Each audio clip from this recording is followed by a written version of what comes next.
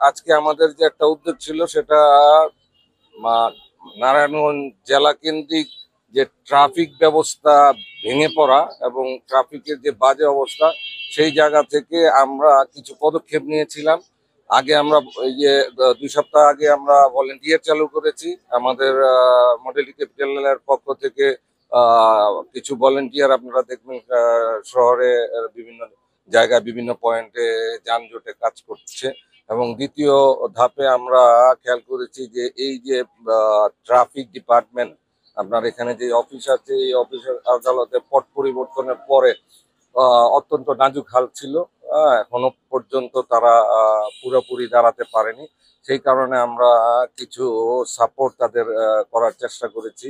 আমি ধন্যবাদ জানাই প্রশাসনকে যে তারা আমাদেরকে এই সাপোর্টের জন্য তারা রিকোয়েস্ট করেছেন এবং অনুরোধ করেছেন যাতে আমরা এই কাজগুলিকে একটু দেখি এবং অফিস আমরা ভিজিট করি। এবং ভিজিট করার পর আমাদেরকে মনে হয়েছে যে এটা একেবারেই খুবই বাজে একটা অবস্থা, যেই কারণে আমরা একটা কমফোর্টেবল জোন তৈরি করার চেষ্টা করেছি যাতে তারা নির্বিঘ্নে এই ট্রাফিক ডিপার্টমেন্টটা ডিস্ট্রিক্টে কাজ করতে পারে।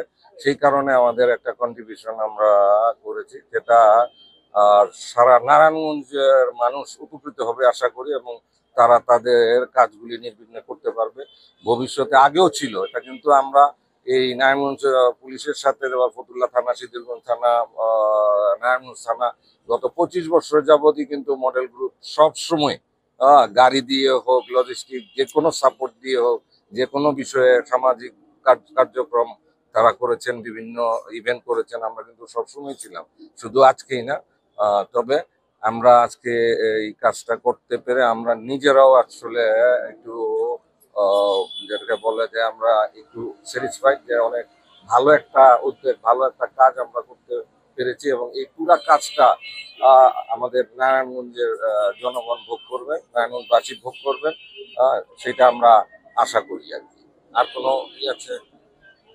এবং আরেকটা জিনিস আপনারা খেয়াল করে দেখবেন যে এই যে মানে এই ফুটপাত হকার, এই জিনিসটা আসলে নারায়ণগঞ্জকে ভোগাচ্ছে। আমরা আশা করব যে নতুন যে এসপি সাহেব আসবেন, আমরা ওনাকে অগ্রিম শুভেচ্ছা এবং অভিনন্দন জানাই। এবং উনি আসলে পরে, উনি জয়েন করলে আমাদের সবচেয়ে বেশি যে জায়গাটা আসলে ট্রাফিক, ফুটপাত, আহ, সেটা